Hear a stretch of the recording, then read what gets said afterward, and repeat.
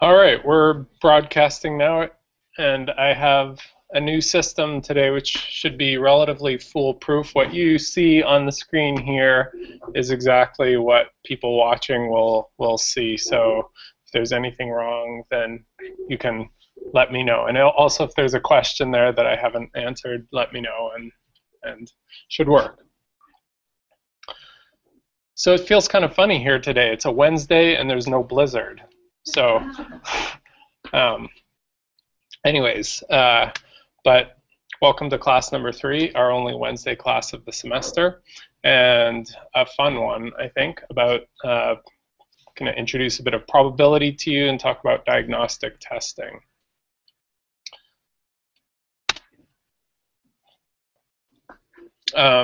We're going to talk a little bit about just some general properties of probability, not too much, and it will be heavily couched in application to diagnostic testing.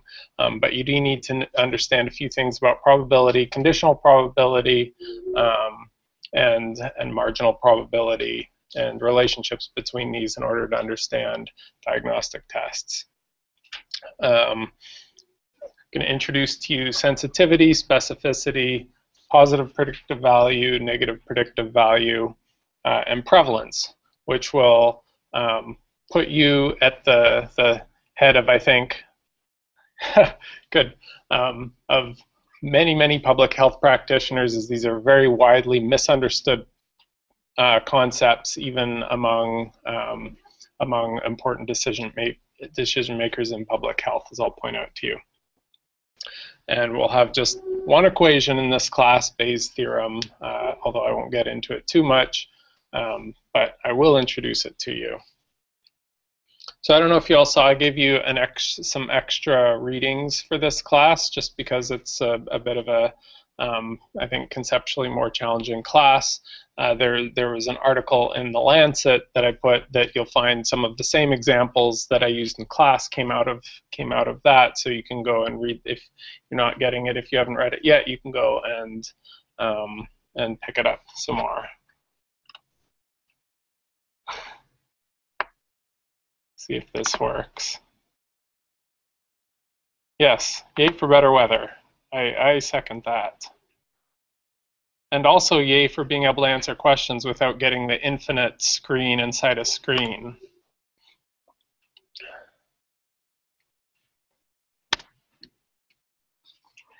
Okay, so I'm going to start out with a question here, just to see how your intuition is of screening tests just off the bat here.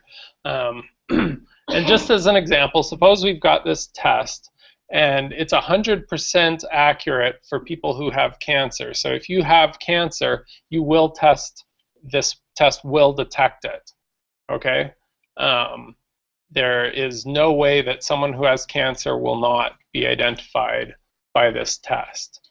Now let's say we take this test and we apply it out in the population where there's some prevalence, 5 per 1,000, say, per year.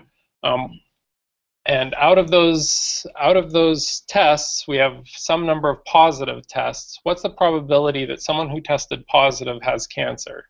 Or put it more personally, how worried should you be if you get a positive test by this test? Yes? It would be 1 or 100%? Why do you say that?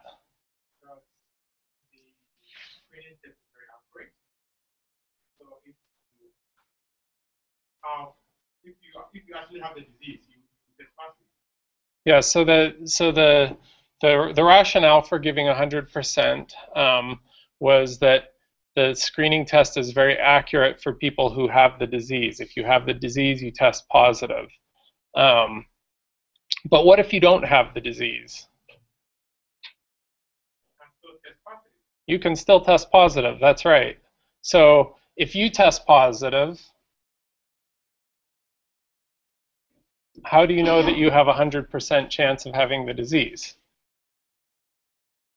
Remember what I told you here, that it's positive if you have cancer, it will give a positive result. I didn't say here what it will do if you don't have cancer.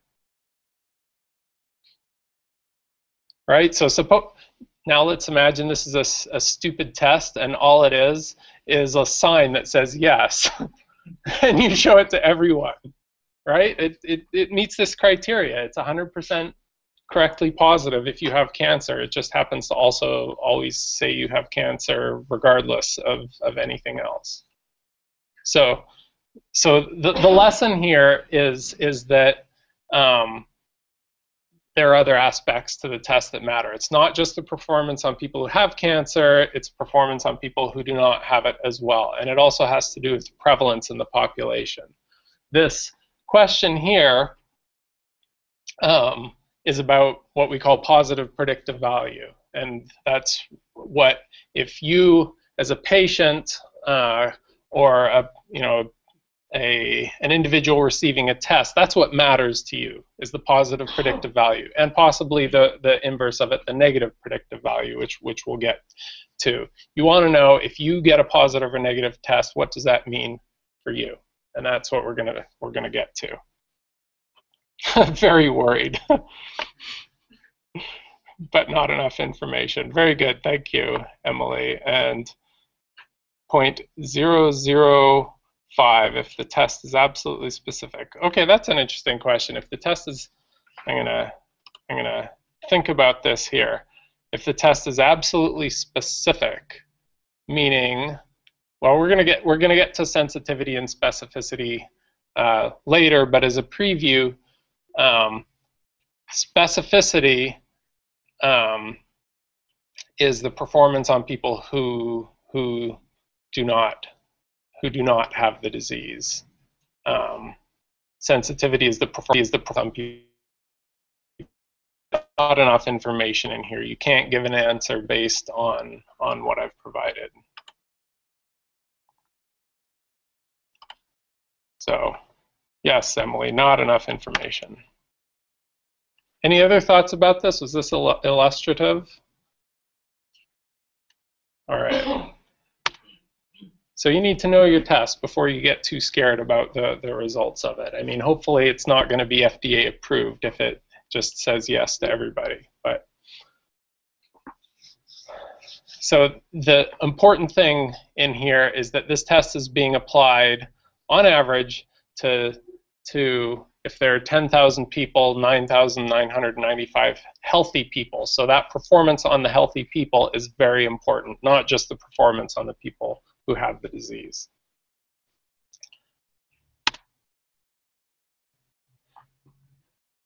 Right, so of course, we would love it if the tests were 100% accurate. If you have the disease, it says you do. If you don't, then it says you don't. But that's not the real world. We don't generally have 100% accurate tests. We have tests that make mistakes, that help us to discriminate between different conditions, but not 100%. They have false positives, which is where they say you have the disease and you don't, and they have false negatives, where they miss identifying someone who does have the disease. And generally, there's a trade-off that we'll talk about some more between those things. When we're developing a test, like when it's in the early stages, pre-FDA approval, we compare it to something called the gold standard. And that's something that is very accurate, but probably very potentially invasive, expensive, potentially requires waiting a period of time to see if symptoms appear, but it's a way that eventually you find out whether the individual has the disease or does not.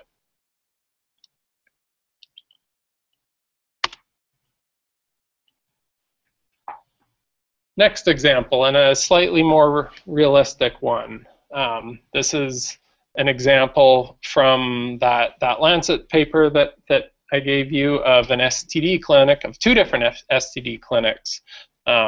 One being one is an STD clinic where people go in if they've had an exposure or know that they have symptoms, and in this hypothetical clinic, there's a prevalence of 30%. So out of 100 people who come in the door, 30 of them test positive for chlamydia because they come in suspecting that they do. And then the second clinic is a private clinic that is not specific to STDs. And it has a prevalence of 3%. So they're coming in for all sorts of different reasons, but they're just getting this test. It's less likely that any given individual has it. So there are two different prevalences here. The prevalences are 30% and 3%, or 0.3 and 0.03. And in this example, we have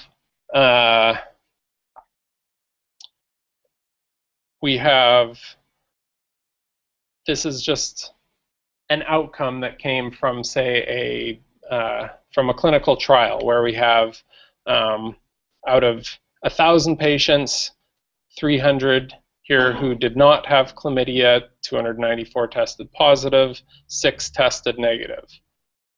So from these, we can calculate this so-called positive predictive value, which is if you test positive for the disease, so the infection, that's these individuals, then there is a 294, I think I can write here too.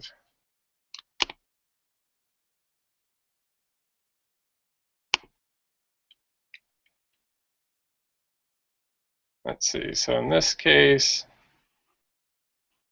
BPV, so it's if you test positive for the disease, sorry, that's going to be, these are the ones who test positive. What is the probability that you actually have it? So it's 294 over 315.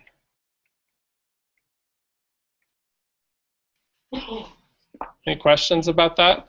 Yes? Probability test positive? Well, the probability of testing positive independently of whether you have chlamydia or not would just be the sum of, would be the total in this row, 315 out of 1,000. But the positive predictive value, it means that if you test positive, what is the probability that you, in fact, have chlamydia? And the negative predictive value is going to be in the other row. So it's if you test negative, the probability that you in fact do not have the disease. So it's 679 over 685.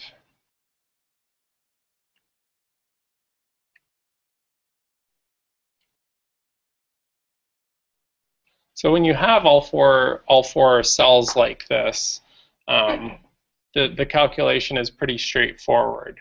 It gets a little bit trickier when you then apply it to a different population and you have to figure out these cells, and you'll get some practice doing that in the lab. But you won't necessarily be given all of the numbers in these cells. You might have the numbers in the first one and then told to apply this to a different population. I've got lots more on this. This is just the first slide of it. So so don't worry if it isn't completely clear yet. In this second example, PPV is 0.98, not 0.93.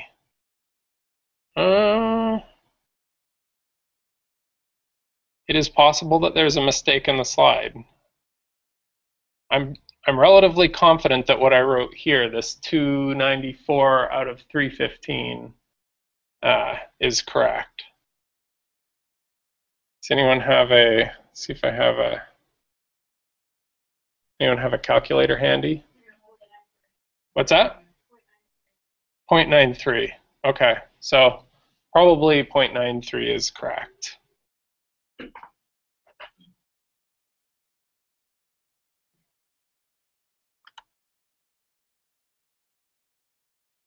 Now,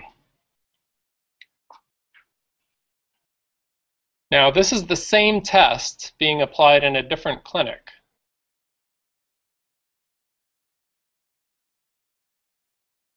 Yes, divide by 315. So this is the same clinic. Why do you think we have to do the calculation again? Shouldn't the test have the same performance? Why not? Or why do we have to do the calculation again for a different practice?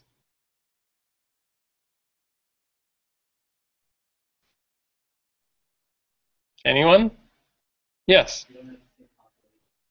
That's right. You don't have the same population. You have a different proportion of people who have chlamydia and who do not. So the relative importance of its performance on people who have it and who don't have it are different because we have different numbers of those people. The more people we have without chlamydia, that is the lower prevalence, the more important that performance on people who do not have chlamydia becomes. Yes?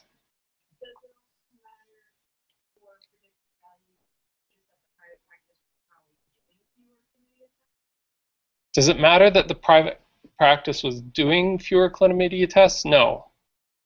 No, we're talking all in proportions here. So it doesn't matter if the one on the private practice only did 100 and the one at the STI clinic did 10,000. What's that? Right, talking about of the ones they did.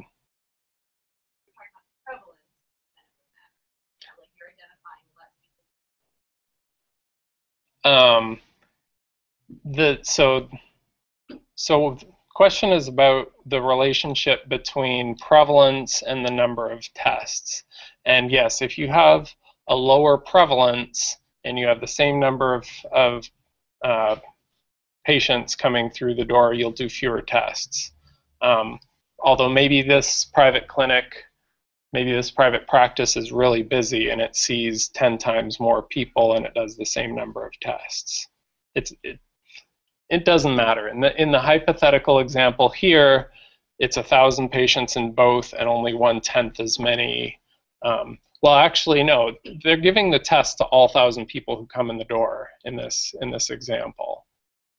This is like a general population screening, like colonoscopy for males over 55 or whatever.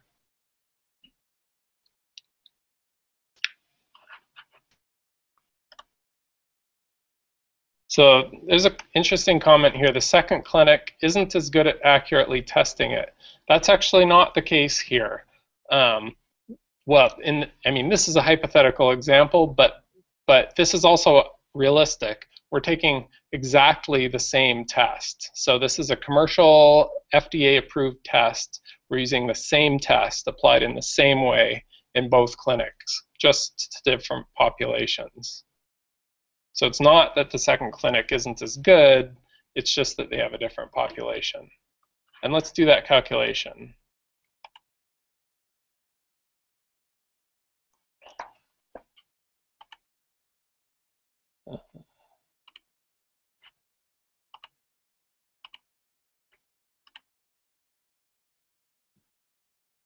Okay, so for the second clinic, whoops.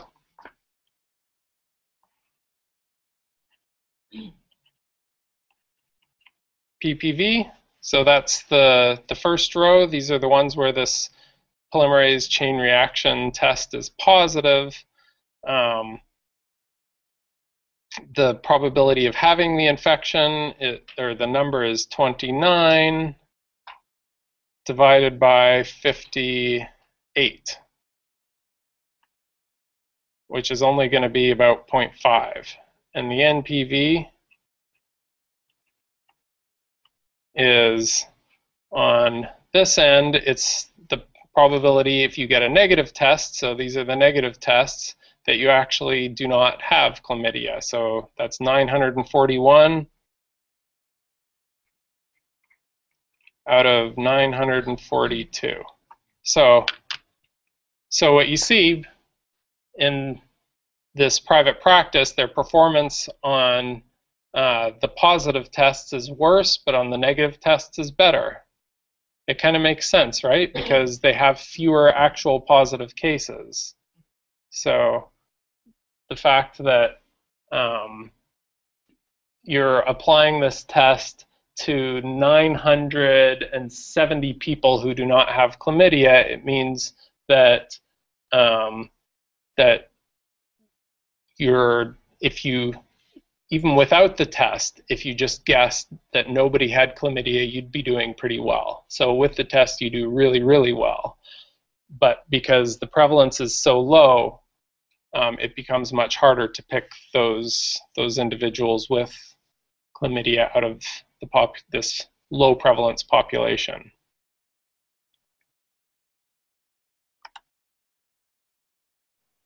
So how are they getting 50% of their diagnostics wrong?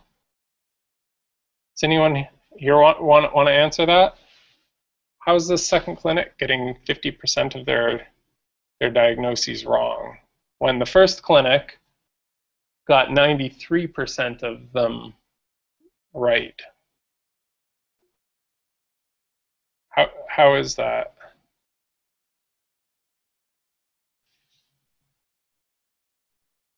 I see some awfully confused faces.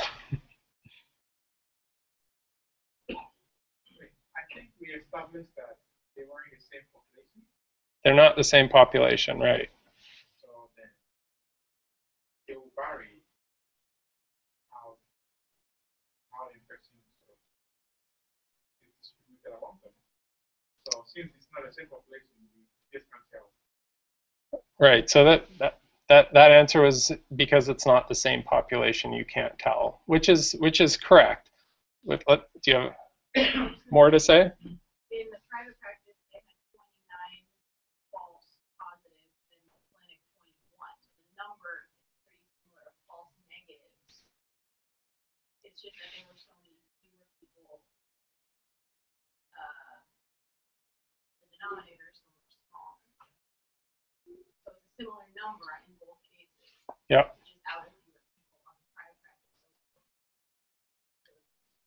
Yeah, so we have two answers kind of at the opposite end of the spectrum in terms of general about the population and mathematical about the probability calculation here.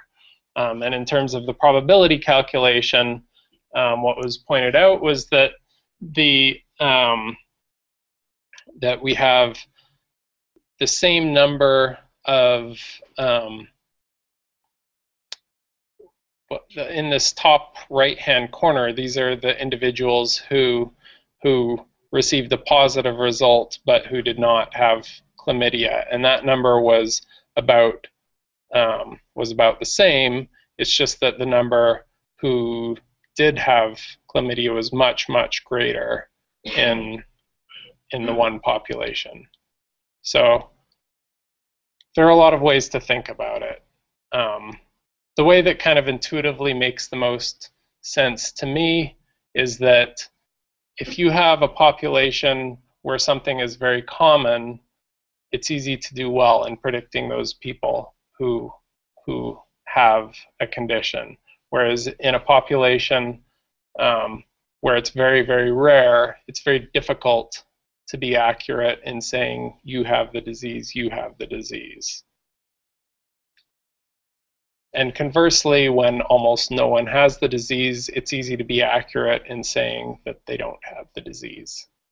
Even with no information, that's a good way to think about it too, is what would your positive predictive value and negative predictive value be if you just selected the most likely answer? So in the STD clinic, if you just pick, okay, nobody has the disease, then you would, let's see, so you would put everyone down in this lower column. You would have 300 without, 700 with. So on the people who are without, you would have predicted them correctly. Sorry, I'm confusing myself here now, which is probably not a good sign for teaching you guys. When we have a prevalence of 30%, okay, if we say nobody has it, then your probability, your negative predictive value, you've received a negative result, your probability of actually not having it is 70%. So your negative predictive value is 70%. Whereas in the other case, with the private practice, your negative predictive value would be 97%. So you have different starting points. And the positive predictive value, so you just go and tell everybody you do have it, then in the STD clinic, your positive predictive value is 30%, and in the private practice, it's only 3%. Because if I tell everybody they have chlamydia and only 3% of them do, your positive predictive value is 3%. So the important thing is that the PPV and the NPV are functions both of how good your test is and of the population. The population determines how hard it is, and then the test acts in that context. Yes, question? How did I get, so I got 70% for the negative predictive value given a bad test where I just say nobody has it. So I predict you don't have it, 70% don't have it, NPV of 70%.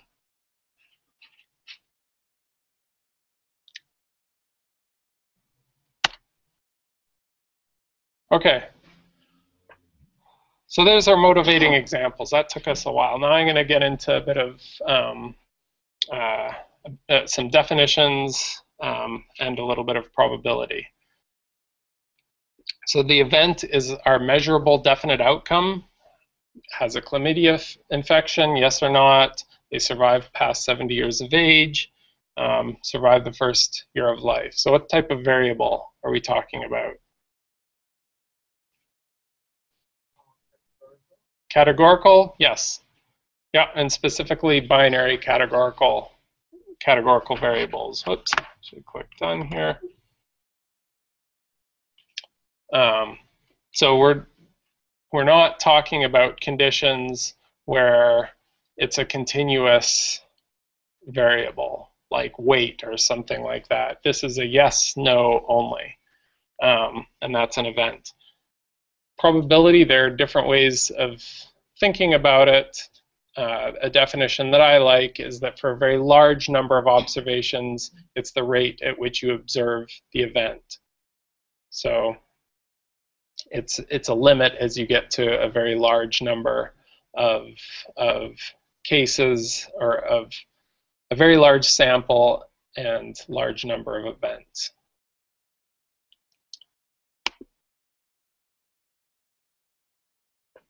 Sensitivity and specificity. So the sensitivity is the probability of a positive test for someone who has the disease. And the specificity is the other way, the probability of a negative test if you do not have the disease. These ones I always have to think about a minute. Sometimes I forget. It's okay, just keep this handy and refer back to it. Yes? Yeah. Sensitivity and specificity. Second part, conditions. The individuals with the disease and the individuals without the disease, those are the actualities itself. Because the first part is the test. They test positive, then we know for the fact that the person has the disease. And the second one tests negative, we know that the person doesn't have the disease. So those second parts are the actualities, right? Yeah, the second parts are the actualities, or the gold standard. So these are confirmed chlamydia cases by some much more accurate method. So these are among individuals who we are sure have the disease or who we are sure do not.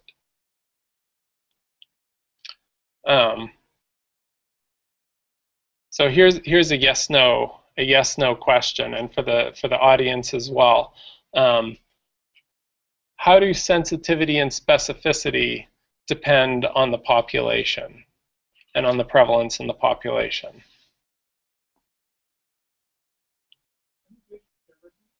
So the question is, how do sensitivity and specificity depend on the population of it that a test is being applied to? So to a high prevalence or a low prevalence population, how does that affect sensitivity and specificity? Yes. Oh no, not. Yes. Sensitivity increases with more prevalence and decreases with less, and vice versa. Sensitivity increases with less prevalence. You're thinking of PPV. Oh. Yeah, PPV does that. What about sensitivity, though?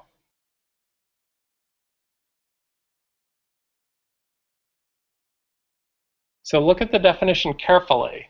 The probability of a positive test for individuals with the disease. Yes?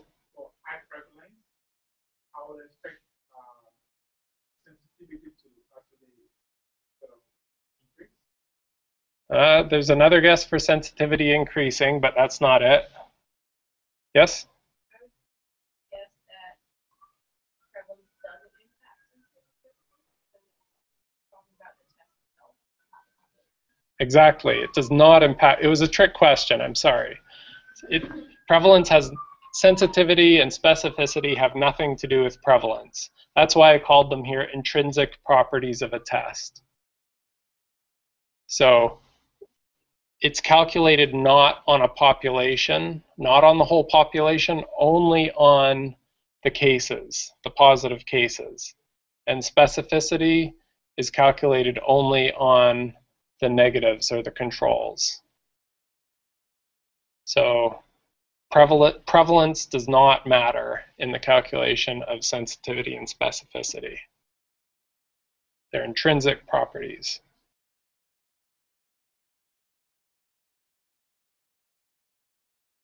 All right, so what we've learned so far, there are these things, positive predictive value and negative predictive value. These are the things that matter to the patient or the individual being screened, and they depend on the prevalence in the population. They depend on what population it's being applied to. And then there's sensitivity and specificity, and they're intrinsic properties of the test. They're not of direct interest to the patient. They're properties of the test, and they stay the same regardless of the population they're applied to. It should have been the same for sensitivity. Do you have it, yes or no? I'm not sure I understand the question, but I think the answer is yes. Both sensitivity and specificity, the answer is the same. It doesn't depend on the population. It's an intrinsic property of the test. Any questions about that? Okay. Let's do another example, a diabetes example. So this is not just a toy example like the other one, and this is a real example. There's the gold standard test requires this oral glucose tolerance test where it takes a while. You drink a glucose solution, then you draw blood. So it takes a long time. It is, it involves a needle. It's expensive. So it's not really a viable option for screening of a lot of people. It's something that you're only going to do when you already have a pretty good idea that someone likely has type 2 diabetes. And the screening test, the much easier, faster, more convenient is this fasting plasma glucose. So you have to fast before you go in. Then there's a small blood sample drawn, and it's just tested quickly for glucose level.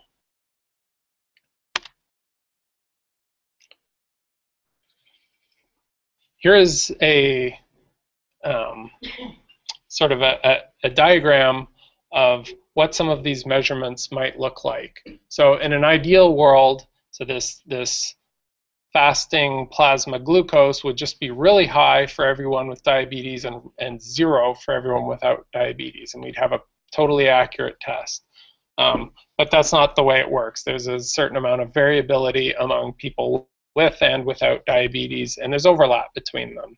But what it might look like for 20 individuals with and without diabetes is something like this, where it's generally higher for the diabetics and generally lower for the non-diabetics, but there's a certain amount of overlap between them.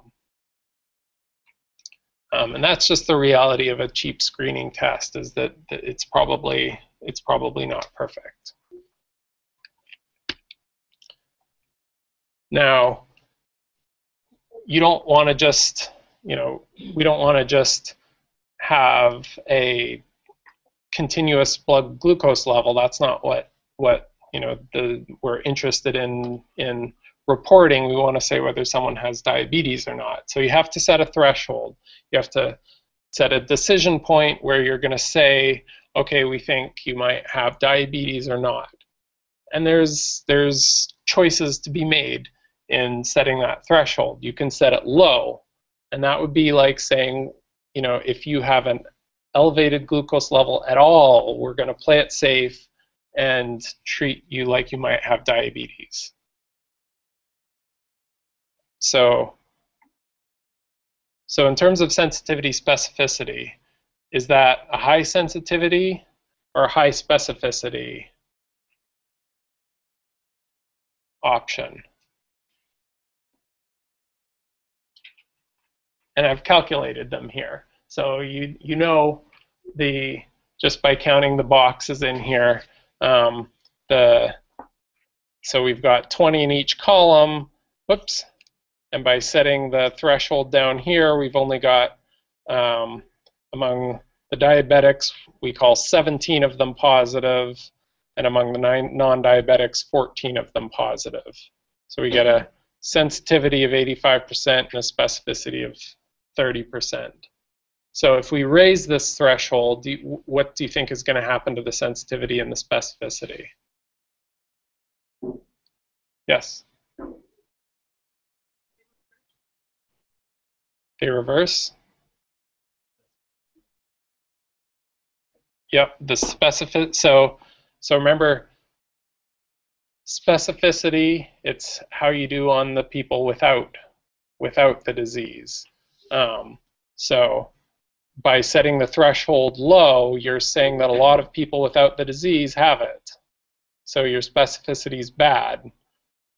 But conversely, among the people with diabetes, you're setting the threshold low, you're saying that most of them, you're correctly saying that most of them have diabetes, so your sensitivity is good. So if you want high sensitivity with poor specificity, you set your threshold low.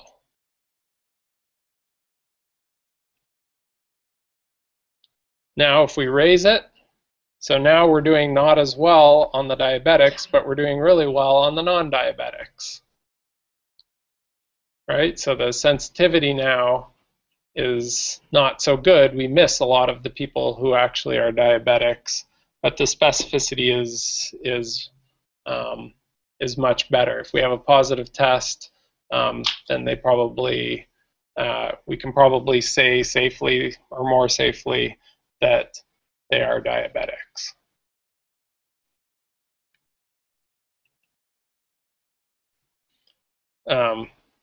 Now, it's nice seeing, it's nice laying it out like this, and this is the way it would look when we're developing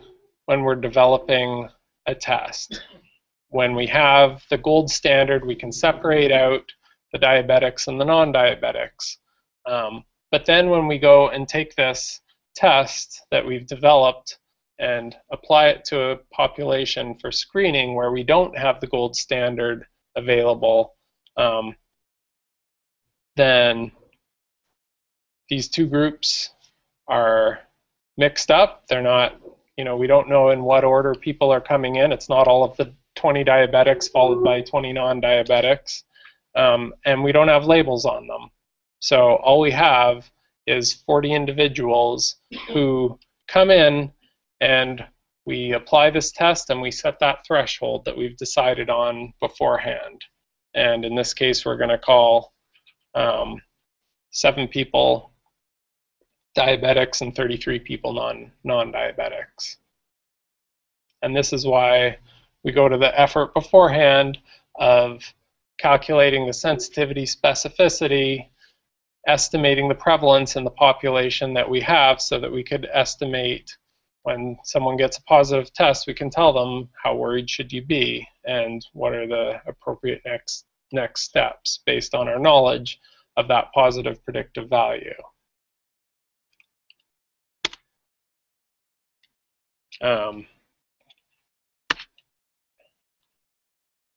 So the take-home message is that because there's overlap in cases and controls with most screening tests, you have to set a cut point for making your decision about the result of the test, and different boundaries will lead to different sensitivities and specificities.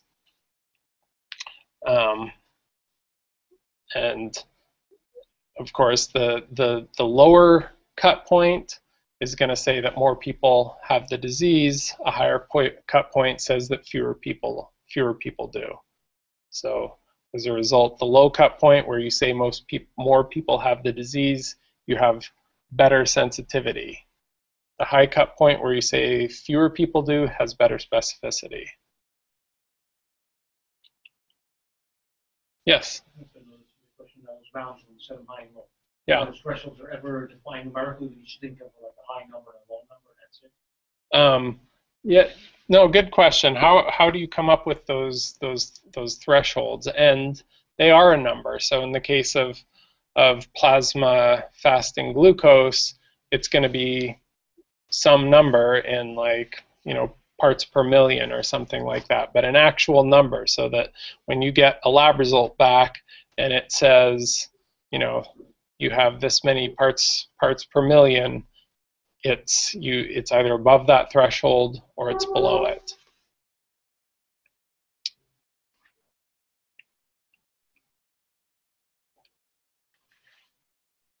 So again, the sensitivity, the specificity, those are intrinsic to the test. So they're intrinsic both to how good the separation, they're a result of how good the separation is between cases and controls, and to where that threshold, that cut point, has been set. But for a given test that has, a certain amount of separation between cases and controls, you can only ever have a trade-off between the sensitivity and specificity. You can improve one at the cost of the other, and then those become intrinsic properties of the test. And you can use them then to calculate the PPV and the NPV in any different population with a known prevalence. And that's what we're going to use Bayes' theorem for, or Bayes' rule.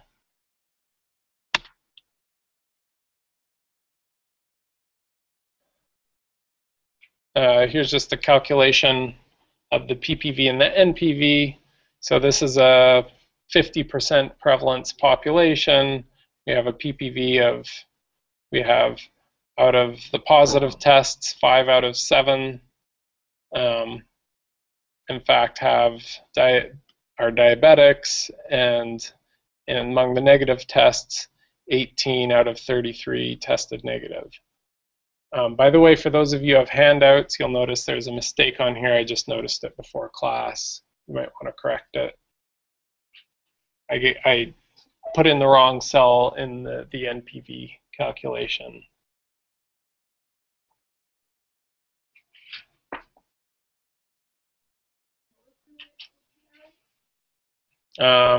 Is there a number that's different than what's on the slide?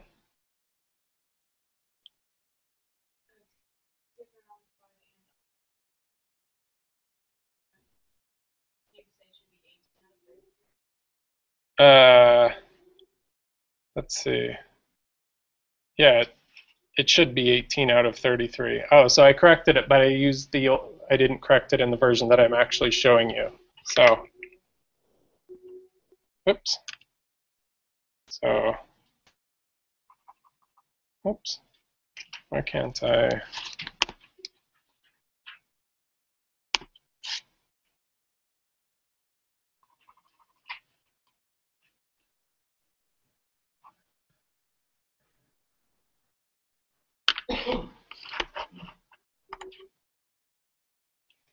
Yes, the handouts are on Blackboard under the lectures tab, and they are corrected on Blackboard. This mistake is corrected already on Blackboard. I just didn't download this from Blackboard.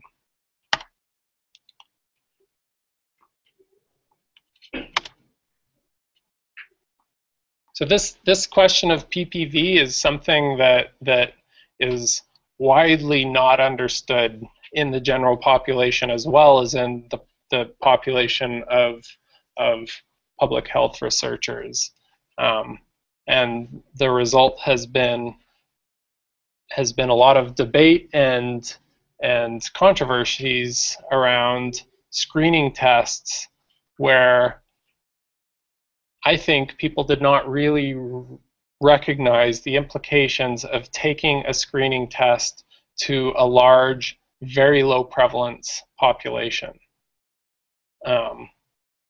Prostate cancer, mammographies, mental health screenings. So these are tests that if they have unless their specificity is extremely, extremely good, you will get a lot of false positives.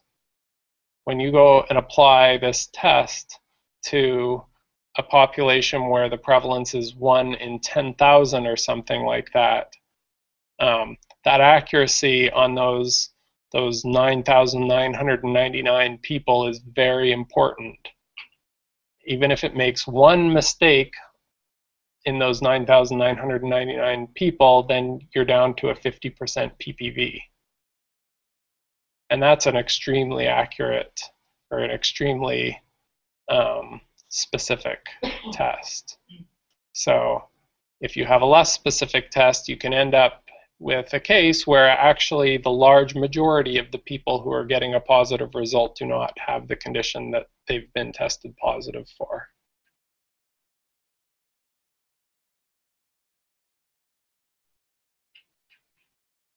Any thoughts? Yeah.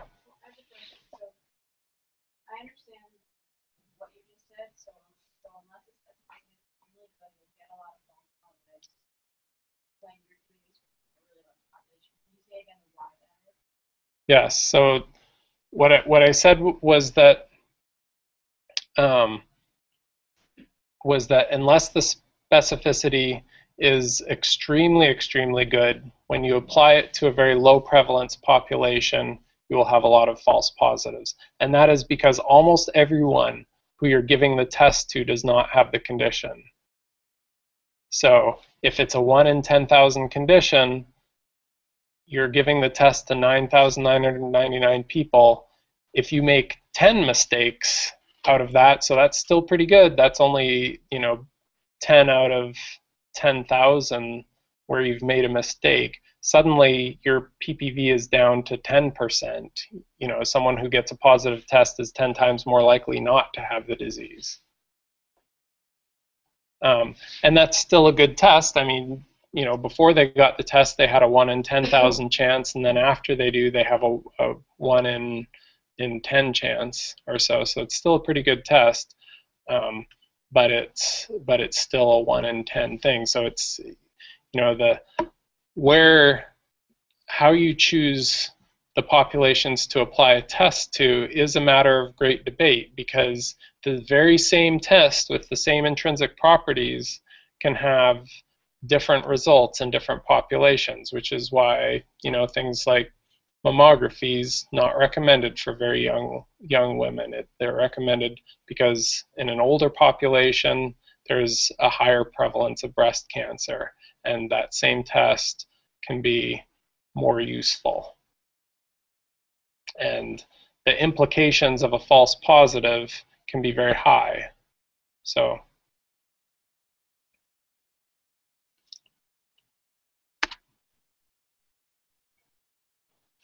hurry for time. We have a few minutes. Okay. So I've been talking. Oh, question. Thank you. So if sensitivity and specificity depend on the threshold set, how does one know if a tool or test is valid and reliable? It seems to depend on the level set.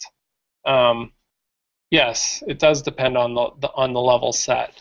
Setting that level is likely based on some kind of a cost-benefit analysis about the relative costs of positive and negative errors, of false positives and false negatives. And you know, for something where the cost of a false negative is high, you likely set a high threshold and go for a high specificity. If the cost of a false positive is high, then you likely set your threshold lower. But that becomes part of the test, because it's only in your like clinical trial setting where you have a gold standard where you can even calculate the sensitivity and specificity. Then once you set that threshold and you go to validate the test, either in another trial or once you go start applying it out in clinical practice, then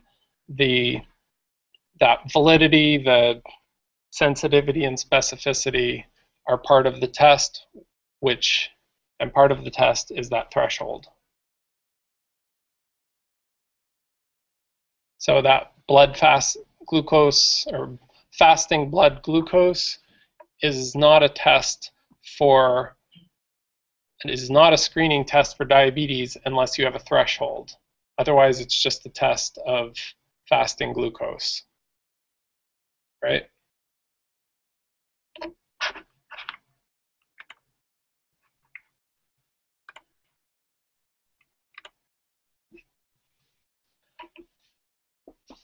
All right, so a few bits of probability notation. I've been using probability all over the place in this so far in this class, and just trying to avoid using the notation. But these are all of the pieces of notation I think that you need to calculate and write down formulas for sensitivity and specificity, and then to calculate PPV and NPV in any population. So we've got the union. That means either A or B. We've got the intersection, which means both of them. So these are like two events. The examples we've been using are the test result and the gold standards. So A union B would be something like tests positive or has diabetes. The intersection would be test positive and has diabetes. The complement is just the complement. It's in probability it's 1 minus the the probability of a complement is 1 minus the probability of the event. So if the probability in a given population of having the disease is 3%, then the complement, the probability of not having it, is 97%. That's all that's saying. Your probabilities add up to 1 or 100%. And this last one, conditional probability, is a pretty foreign, I know, It's foreign language, but it's actually it's a concept that we use all the time, and it means, in this case, the probability of event A given that event B has already happened. So PPV, for example, would be like the probability of the individual having diabetes given that they have received a positive test. That would be PPV, and it's a conditional probability.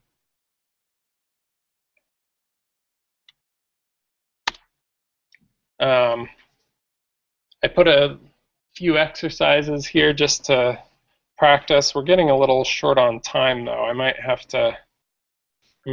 to zip through here. Anyone want to pipe up? I'll do a couple of them. What is that? How would we call this?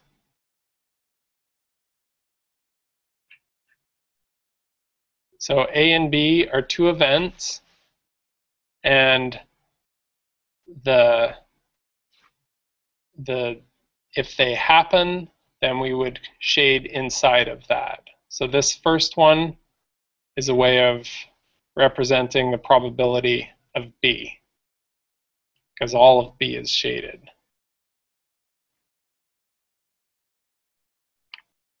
This would be A union with B. I'm not going to put the P's, I'll just... Oh, good. Thanks, Emily.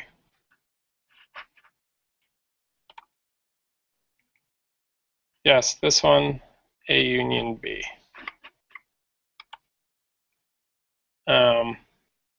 Getting a little trickier now. What's that? A intersects B complement. Very good.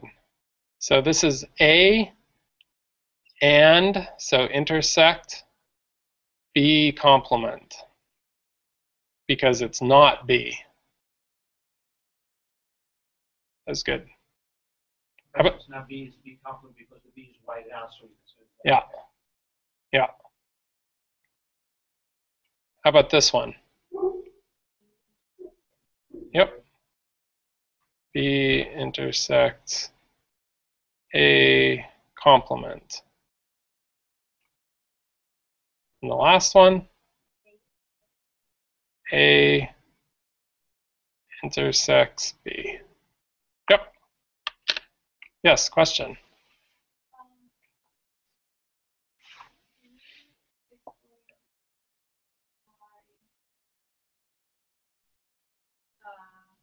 Like A versus A intersects B. Which one? The second row. Second row. They just Here? so close. Yeah, exactly.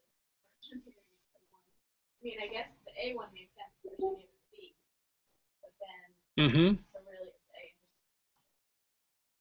Yeah, so it's, first of all, what would just B complement be like? B complement would be everything outside of B, right? It would be everything green outside of B. And A would be everything green inside of A. So the area that is both A and B complement is here, because it's outside of B and it's inside of A.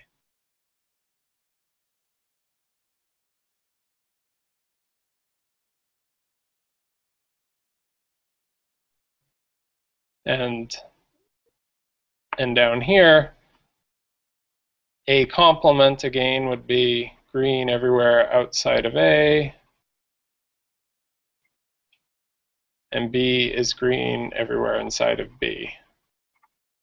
So then how is it the probability of just A and just do that equals some of that also?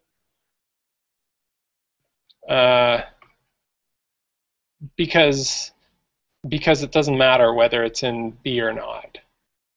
So if you move B over so there's more or less intersection, we're just shading everything that is in A. So if there was no overlap between these, then you couldn't say whether it was A or A intersect with B complement, because they would be the same thing. if there's no overlap between them. But since there is overlap here, we know that that B complement isn't included because we have some area here that is not part of B complement.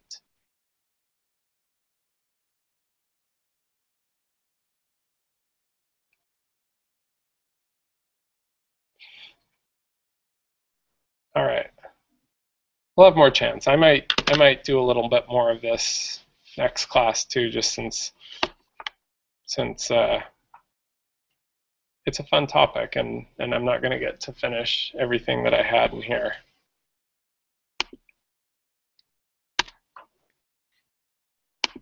Oops. Whoa.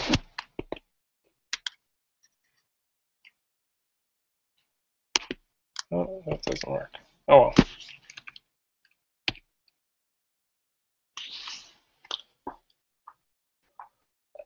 Okay, so the conditional probability, this probability of something happening conditional on something else already happened,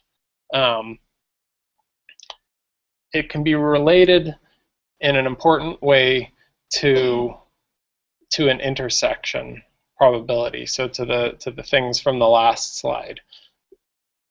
Think about it like this in words. The probability of A occurring conditional on B already occurring is the probability of both of them occurring divided by the probability of that second thing having occurred.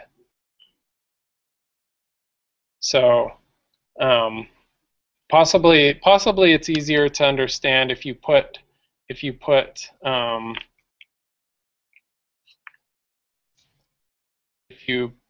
this probability of B over here.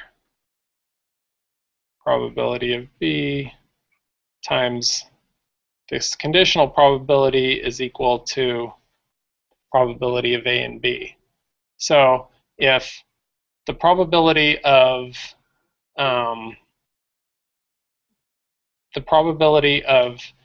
me having diabetes and testing positive is the probability of me having diabetes given a positive test times the probability of the positive test, because both of those things have to happen.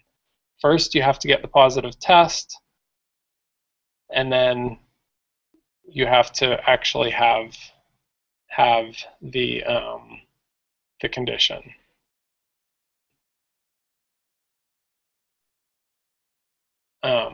This will sink in, I think, after a while, after you do a few problems with it. But the important, this, I think, if you just come out with this, so you've learned a couple things about sensitivity, specificity, etc., and now something about conditional probability is that the probability of A given B is not the same thing as the probability of B given A. So, for example, the probability that I will retire, given that I have as much money as Bloomberg, that might be quite high.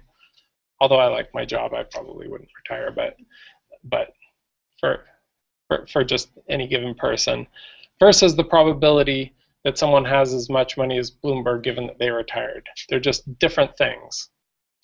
They're not equivalent at all. So you'll probably get confused about this later and think that they're equivalent, but try to remember that they're not. That direction of the conditionality matters. So, you know, the probability that I eat cereal given that it's breakfast time is not the same thing as the probability that it's breakfast time given that I'm eating cereal, unless they're just the same thing. So, or how about I don't know, maybe cereal's a bad example because usually people don't have it for any other meal. What's something that you have for any meal? Fruit. Okay, the probability that I have fruit given that it's breakfast time may be quite high. What's the probability that it's breakfast time given that I'm eating fruit? It's not the same thing.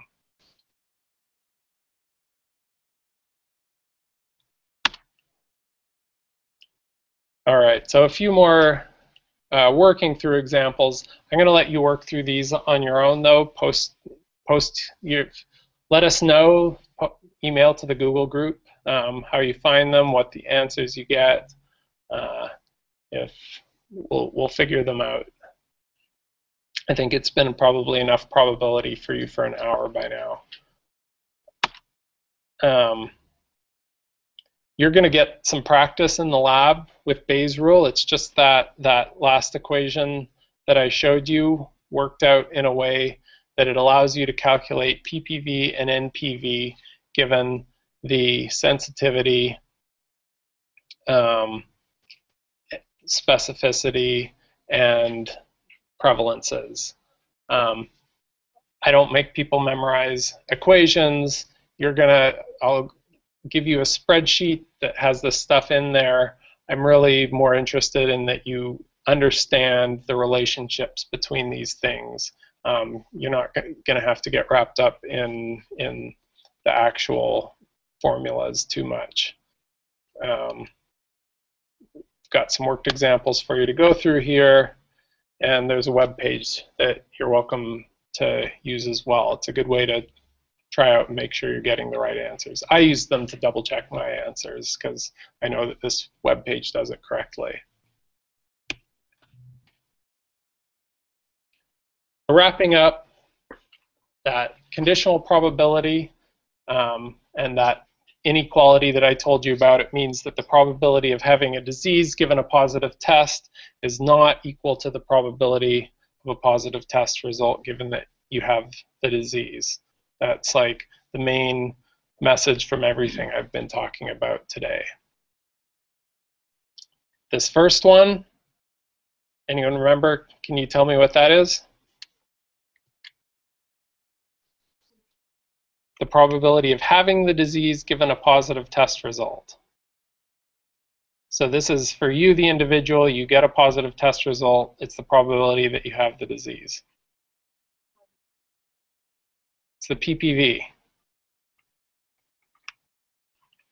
Right, because that has to do with the prevalence and the test. And it's the thing that matters to the individual. Conversely, the probability of a positive test result given that you have the disease. That's the sensitivity.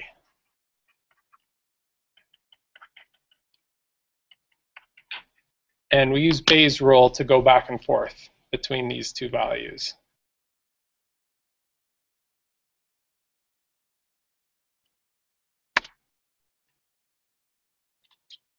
So just so you have a nice little cheat sheet here, sensitivity and specificity, here are their definitions. Those are the properties of the test, intrinsic properties.